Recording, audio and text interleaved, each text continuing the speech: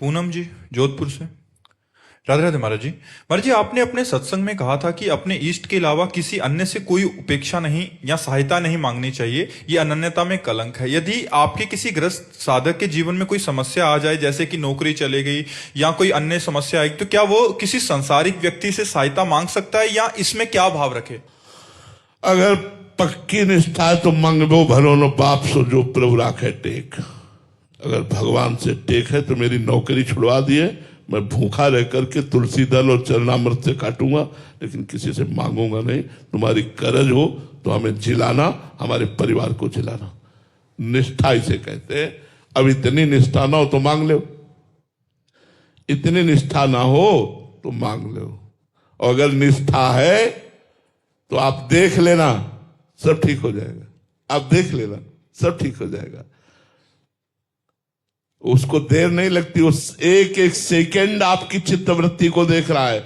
जिस समय आप भगवत भरोसे हो जाएंगे, सब ठीक हो जाएगा, सब चलने लगेगा।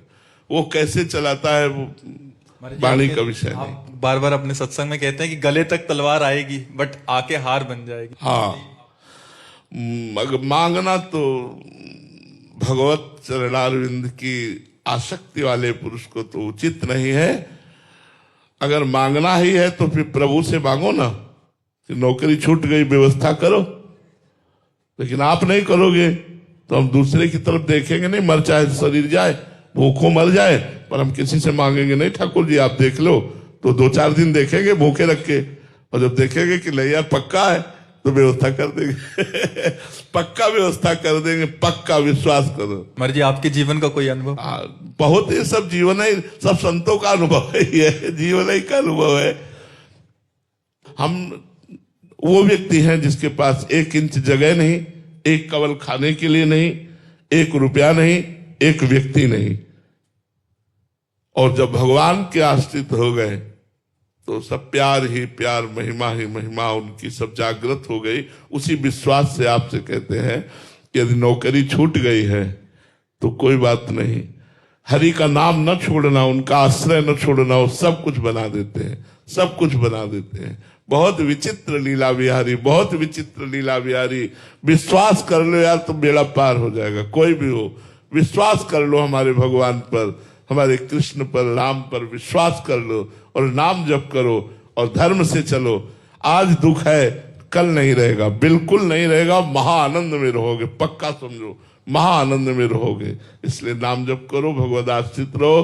बने तो रघुवर ते बने और बिगड़े तो भरपूर, तुलसी और अंते बने ताबन बेपे धूल।